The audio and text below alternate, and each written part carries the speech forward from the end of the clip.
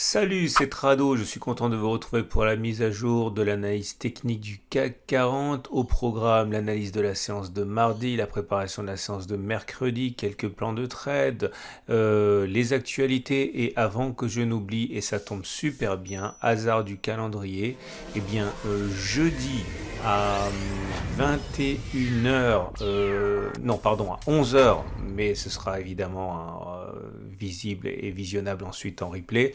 Il y a un webinaire organisé par mon sponsor IG et vous pourrez me retrouver en compagnie des excellents Alexandre Baradez, Thomas Roudot, sous la houlette du non moins excellent Fabien Labrousse pour tout un ensemble de questions. En fait, ce n'était pas véritablement l'objet principal de ce webinaire. Hein.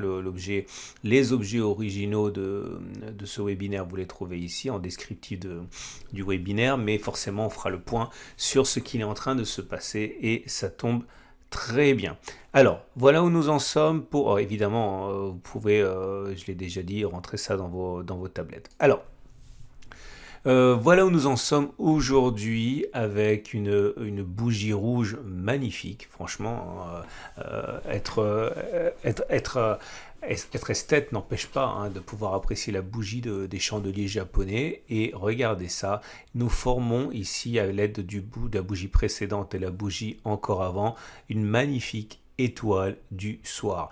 Alors, les plus dangereuses sont celles pour lesquelles les corps et les mèches ne se superposent pas. Clairement, il y a un gap entre la bougie 1 et la bougie 2, puis entre la bougie 2 et la bougie 3, un petit peu comme celle qu'il y a ici. Là, vous voyez bien qu'il n'y a pas de gap entre la bougie 1 et la bougie 2, mais voilà, dans l'esprit, c'est quand même une étoile du soir. Et il faut savoir que c'est un signe annonciateur du fait qu'on n'a pas fait les plus bas. On a en même temps, pendant cette décrue assez forte, hein, bouché le gap des 6193 et on en a ouvert un autre juste là à 6286, 6293, il n'y a pas de cotation. La bougie d'hier, pardon, je vais y arriver, et les plus de la bougie d'aujourd'hui. C'est un gap de rupture, hein, c'est clairement établi. Le doute n'est même pas envisageable, hein, puisque vous voyez, on était en tendance haussière. Là, on a mis fin à la tendance haussière. Attention, j'insiste pour les débutants, hein, fin de tendance haussière, ça ne veut pas dire tendance baissière. Fin de tendance haussière, ça veut dire latéralisation ou tendance baissière, et plus souvent latéralisation que tendance baissière d'ailleurs.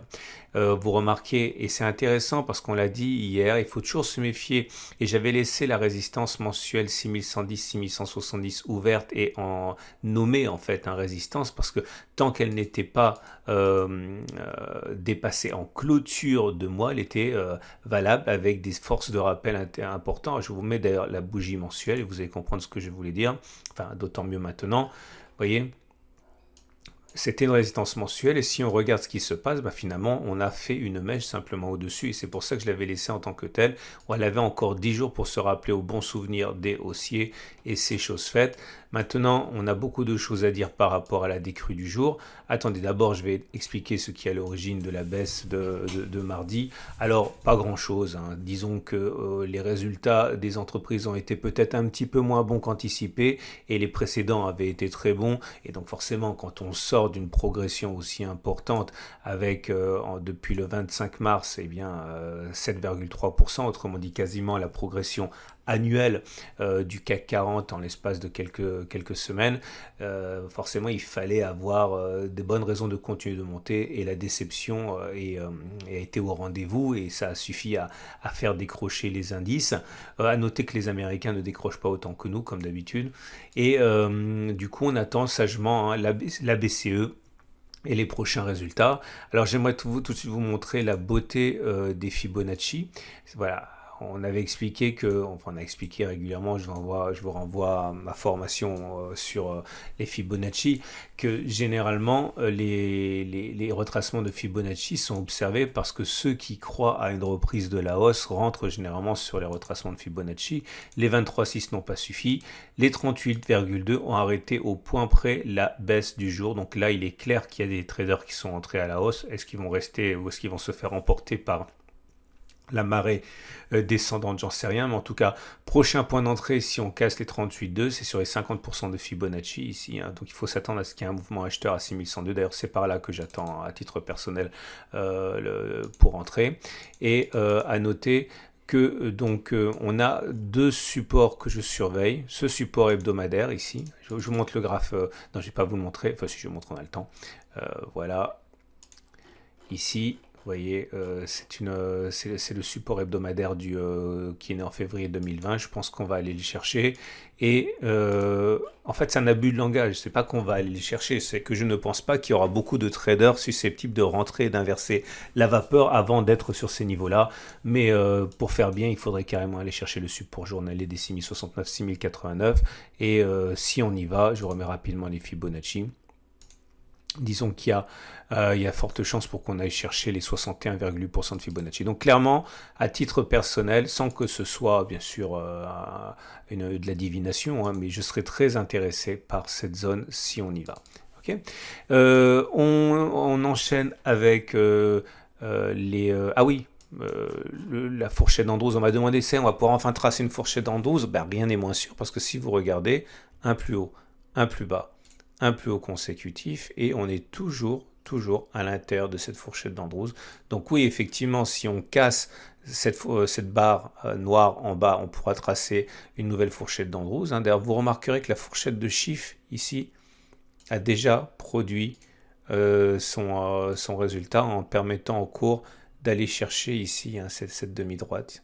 Okay, bon, j'y reviendrai un petit peu plus tard, mais pour l'instant, puisqu'on parle de fourchette d'Andrews, non, on n'a pas le droit d'en tracer encore une nouvelle. Les bougies du jour, donc on a compris que là, on a une belle bougie rouge de type Marubozu. Alors, c'est pas un vrai Marubozu, on va dire que c'est un quasi Marubozu, parce qu'il y a une petite mèche haute en bas, une petite mèche basse en haut, et ça empêche l'appellation Marubozu pour les puristes, hein, mais bon, dans l'esprit, une grande bougie rouge comme ça, c'est pas bon. D'ailleurs, et c'est très important, là pour le coup, la Ikinashi, il bascule rouge. Donc ça, c'est le signe également que la tendance haussière est terminée.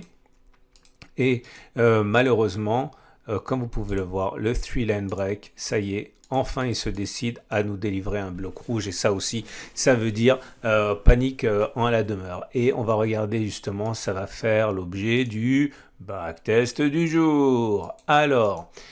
comme il y a toujours des petits nouveaux, j'ai repris mon backtest selon lequel un bloc rouge donne naissance généralement à un deuxième bloc rouge. Et pour les plus anciens, ceux qui sont là depuis plus longtemps et qui ont déjà vu le résultat de ce backtest, on va regarder combien de fois on est susceptible d'avoir un troisième bloc rouge. Donc voilà l'idée. Attention, le 3-line break, c'est pas un chandelier japonais. On a le droit de tracer une bougie rouge, enfin un bloc rouge. Chaque fois que je dis chandelier, reprenez-moi, parce qu'on dit bloc. Quand on arrive à clôturer plus bas que les 3 derniers blocs verts, on a le droit d'inscrire un bloc rouge. Sinon, on n'a pas le droit. Là, vous voyez, on a inscrit un bloc rouge parce qu'on remonte 3 blocs verts en arrière, 1, 2, 3, on a clôturé plus bas, donc c'est un bloc rouge. Là, pareil, ça se joue sur l'épaisseur du trait, mais croyez-moi, ça, c'est plus bas que ça. Okay, donc, voilà l'idée. Le backtest sera réussi et assorti d'un pouce vert si, suite à un premier bloc rouge, il y a un deuxième bloc rouge, et ce sera assorti d'un pouce vers le bas si ce n'est pas le cas, c'est-à-dire bloc rouge et puis tout de suite derrière bloc vert, et il y aura une petite flèche en haut si suite à un premier bloc rouge, en fait il y en a carrément 3. Ok, donc c'est parti. Donc ici, première occurrence, un bloc rouge, un deuxième, un troisième. Là, un premier bloc rouge et puis derrière un bloc vert. Là encore un échec avec un bloc rouge et puis un autre bloc vert tout de suite. Là un petit pouce vert puisqu'il y a eu 7 blocs rouges. Il y a également une petite flèche puisque vous voyez qu'une fois qu'on a fait le premier, on a carrément fait 3. Là pareil. Là, pareil, succès des deux stratégies, succès des deux stratégies, succès des deux stratégies, succès d'une stratégie sur deux, succès des deux stratégies, une stratégie sur deux, deux stratégies qui ont échoué, deux stratégies qui ont réussi, idem là. Une stratégie, l'autre qui a échoué, deux stratégies qui ont échoué, deux stratégies qui ont échoué, réussi, réussi. Bon, je vous laisse parce que c'est un petit peu confus là, vous voyez bien au niveau des flèches et des pouces. Et globalement, on se retrouve avec, attention, sur 30 occurrences, et c'est pas valable comme backtest puisque vous savez qu'il faut plus que 30 occurrences normalement pour que ça ait une signification, mais on a quand même une vague idée. Eh bien, une fois qu'on a fait notre premier bloc rouge, on a 19 fois 3 blocs rouges d'affilée en fait, et 11 fois ça ne sera pas le cas. Autrement dit, 63% de chance une fois qu'on a fait un bloc rouge qu'on ait encore deux blocs rouges derrière. Et si on regarde simplement ce qui se passe après le premier bloc rouge, il y a 73% de chance pour qu'il y ait un bloc rouge après un premier bloc rouge. Autrement dit, deux blocs rouges. Autrement dit, il est fortement plausible que l'on n'ait pas fait les plus bas, puisqu'on a en gros, mais c'est pas valable, ce sont des abus de langage ce que je dis, 73% de chance d'avoir un deuxième bloc rouge derrière, et 63% des chances, donc quasiment 2 chances sur 3, d'avoir carrément un bloc rouge, puis encore un bloc rouge, puis après un bloc rouge. Donc voilà, on n'est pas sorti de l'auberge statistiquement. Alors, on revient à nos chandeliers japonais. J'invite à regarder ça sur vos actions aussi, hein, puisque ça fonctionne sur tout, hein, a priori, à condition bien sûr de vérifier quand même. Vous n'allez pas risquer votre argent sur quelque chose qui ne fonctionne pas statistiquement. Ce qui nous amène donc aux éléments purement techniques, hein, puisque j'y suis, je vous montre le RSI qui donne un signal baissier puisqu'il passe en dessous de sa zone de surachat. Le MACD 0 également, le stochastique aussi. Le CCI aussi, les volumes en augmentation montrent que la séance du jour mérite qu'on y accorde de l'importance.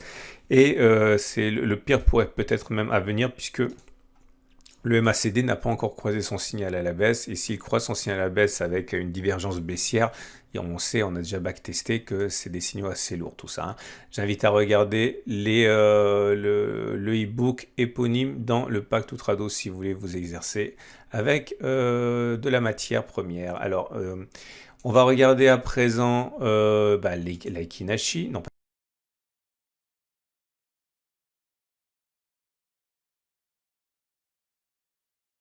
pas l'Aikinashi, l'Ishimoku. Et l'Ishimoku nous dit que l'Ishimoku dit que c'est foutu, hein. Regardez, on est maintenant en dessous de la Tenkan, donc la tendance de court terme, elle est plus haussière, elle est neutre, hein. On est en dessous de la Tenkan qui monte, donc tendance court terme baissière, mais la tendance de fond est toujours, la tendance générale est toujours haussière, car on est au-dessus de la Kijun qui monte encore et au-dessus du nuage qui monte. Donc pas de quoi remettre en cause l'Ishimoku en général, mais la tendance de court terme, oui, c'est pas bon. On termine avec les trades du jour. Alors là, je me suis fait chambrer, pas par tout le monde, mais j'ai quand même reçu 2-3 emails qui m'ont pas vraiment fait plaisir. Je vais vous dire pourquoi. Parce que, souvenez-vous, le fameux, ça a été le fil conducteur ces dernières semaines. J'avais fait un backtest, c'était sur les MACD. On avait vu qu'il y avait 2 chances sur 3 de faire moins 3%, ok, plutôt que plus 3%. Et là, regardez, au maximum, je suis rentré sur cette bougie-là, en fait. Et là, vous voyez, on a fait 2,96. Donc, je me suis fait chambrer 2 ou 3 fois par des trados en disant « t'aurais mieux fait d'appliquer ton propre backtest ». Parce que ce qui m'a un peu énervé, en vérité, je vais vous dire ce que c'est que mes backtests ne sont pas là pour être appliqués. Ok, je vous montre comment je bosse. La seule raison pour laquelle je pourrais éventuellement considérer que c'était une bonne idée de prendre ce trade, c'est que vous ayez vous-même backtesté au moins 100 fois comme moi je le fais avant de faire quelque chose, hein. Mes backtests ne sont pas de la matière à trader, c'est de la matière à réfléchir. Donc ne prenez pas les trades que je vous propose dans mes backtests, ils sont insuffisants. Ok, ils ne sont pas backtestés suffisamment. Vous allez vous retrouver à poil si vous faites ça, hein. Donc ne le faites pas, s'il vous plaît. Et donc les trades possibles. Alors voilà, si vous êtes haussier, moi je ne vais pas acheter maintenant parce que voilà, j'ai expliqué qu'avec les différents backtests du Sri Land Break, moi j'attends le CAC plutôt ici. Donc tant qu'on n'est pas là, j'achète pas. Si on va chercher le support journalier 6069, 6089, j'achèterai.